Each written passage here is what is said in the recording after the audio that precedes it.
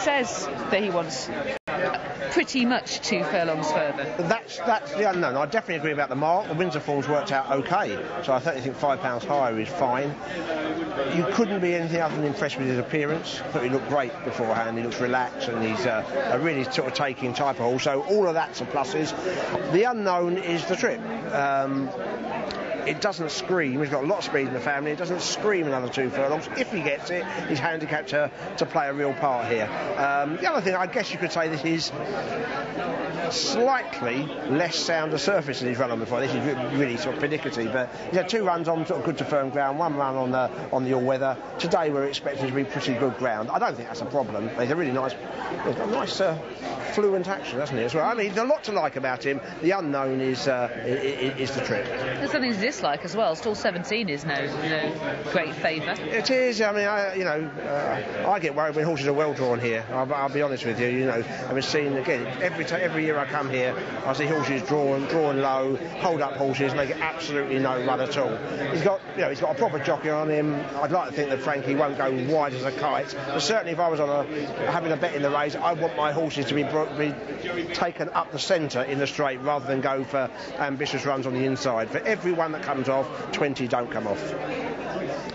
Let's focus on what could be a key form line in the race, which is Rootham Heath's defeat of Grandeur in what is usually a very competitive 10 furlong handicap at Epsom, and was no different this year. It was a really good race. Rootham Heath travelled beautifully, moved into the race well, and was a deserving winner. Grandeur slightly mucked around, not much. He basically came there with every chance. Oh, here it is. He comes on the outside. He comes on the outside, Grandeur, and he carries on running on all the way to the line. He gives you the impression that sooner rather than later he's going to want further than 1 mile 2, Grandeur. But it was, I think both horses acquitted themselves really well. Rootham Heath with the way he travelled, Grandeur with the way he found off the bridle. He's done that in all his races. He's quite an honest horse once he comes off the bridle, and I think this is solid form, no question about it. And it often is, as you say. I think it was again this year. I think they both got perfectly valid reasons for their defeats at Royal Ascot. The ride that Rootham Heath was given and the conditions that Grandeur faced.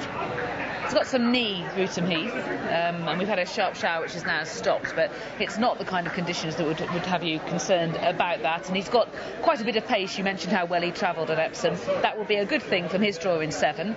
And now Grandeur, William Buick has got a choice. He's in 16. Is he going to tuck him behind? But from what you were just saying, you would rather, I think, have him wide, not just because I think you prefer the percentages in terms of watching racing at Goodwood, of going wide and getting an uninterrupted run, but also for the horse itself. Well, he's a stayer. I think he's a horse who wouldn't want to be stopped too many times. I think he's a stayer at this trip. I know he's a horse, certainly I expect him to be in the second half of the race early on. Obviously you don't want him running wide as anything round the bend, but once you turn for home, certainly if I was William Buick or had anything to do with the horse, I'd be looking to come left rather than looking to come right. Prussian's an interesting player. She seems to be versatile in terms of ground. She's clearly in very good heart. It was a career best performance that second behind Unix El Greco, been looking like a well handicapped horse. What do you think of her task here? I think it's a deeper race. I didn't think it was a great race at Newmarket on Saturday, but I thought he ran like Mark Johnson's horses like Mark Johnson's horses are, which is really, really well. I think she's likely to be ridden prominently. There's 2 or 3 who could push the pace, but I expect her to be one of them. She showed at Newmarket that she is in very good form. But I think, I thought the Newmarket race, the winner was well handicapped, was threatening to win a race, but I think there were plenty of others in the race who weren't in particularly good form. Pilgrim's Rest is an interesting player. As I said, I think this is going to suit him ideally. He's got 10 furlongs, which I think is probably his best trip, and essentially 10 furlongs, and what should be a strongly run race. Well, that's right. I mean, because he does, whether this may well be his Oxford trip, he does get further, so I don't think you're going to have any worries about him lasting home. This is Prussian. Well, this is the race, and this is the big 10 furlong handicap at Newmarket's July meeting, in which Pilgrim's Rest ran so well in 4th behind Stature. It is, and this is where Fennell Bay was disappointing this day. That was his first run since the Royal Ascot. Prussian ran okay, not as well as Saturday. Pilgrim's Rest ran a cracker. Pilgrim's Rest here, as you can see, he sees out the trip thoroughly. He seems to handle most ground, so that's a plus. He's a horse with a black sleeves, and he just finds plenty of pressure. He's an honest horse. As I say, I think his chances will be greatly increased if we go the strong gallop we anticipate. So those are the closest stages. And we finally saw Blue Surf going to post after his spread plate, and he was accompanied by Sir Glanton. And I think he's unexposed at the trip, open to potentially to further improvement, and crucially the yard is in better form. Oh, definitely, and I think the £4 hike for that win at Windsor is pretty fair, I think. And as I said, he's proven on the track. He ran here as a 2-year-old and ran with a fair bit of promise, so you wouldn't have any worries about the undulations. Obviously it's a very different track to Windsor, and the mark seems reasonable. Deep race this. There's Opinion as well, coming here off a career best performance, both at 12, who's shown himself to have a lot of ability already this season. Yeah, you'd like to know exactly what the ground is for both at 12. I think he is very much affected by the conditions. I think he wants a sound surface. Opinion, for the other reason, he probably ideally would want a bit more cut in the ground. Although I do like the profile of Opinion. He's a steady improver who is definitely going the right way. If there is enough juice in the ground for him to show his best, he's a player. Well, a simply magnificent handicap to start today here at Glorious Goodwood is the Betfred, the Bonus King Stakes over 10 furlongs, just shy of 10 furlongs. And the favourite is the unbeaten Godolphin horse Assateer. Rootham Heath and Pression both 15-2 and 8-1 and upwards the rest. Let's go and join our commentator for this afternoon here at Goodwood. It's Richard Toyles. Thanks, Lydia. Yeah, typically competitive start. Saw Prussian last time. She displayed a really good attitude in fighting back, having duelled for the lead early. Typical of the Johnston horses this week. Interesting to see, with not a massive amount of pace in the race, how she fares. And likewise, Rootham Heath, who's got lots of ability when the sections are correct. A couple of times has wasted far too much energy. The one time he put it all together and got a trail in, he looked a really smart horse. That was 2 starts ago. Tom Queally and Sir Henry Cecil battling with Mark Johnston to be leading trainer of the week. Sir Glanton does look less than keen to go forward. Sir Glanton will complete the line for the Betfred, the Bonus King Stakes. 10 furlongs is the trip. And they're off and racing from the stalls. Prussian is out well. Sir Mike jumped well, was restrained. Assateer from wider out with Halling's Comet and Grandeur. Fennel Bay, and Halling's Comet is pointing the toe and going to move over to lead. So Halling's Comet out in front from Prussian, who disputes the running on the rails in company with Opinion and Hefner. Being kept a little wider at the moment. Assateer, it appears by design, and Fennel Bay. They're both wide on the racecourse. Queen's Estate in the checks settles into mid-division. Fennel's just getting the hurry up. Fennel Bay towards the outside and shut off at the pass. Prussian's been shuffled back towards the rear, where Switzerland is there. Rootham Heath also being ridden more quietly with Divine Guest. Short of room slightly was Beaufort 12. Sir Glanton is right at the rear of the field. So Halling's Comet unpressed out on the lead by 3 lengths from in second place. That's disputed between Queen's Estate, Hefner on the rails, Fennel Bay, Assateer, the Blue Jacket a little wider out with Pilgrim's Rest. Opinion just ahead of in midfield on the rails, Prussian in the yellow cap.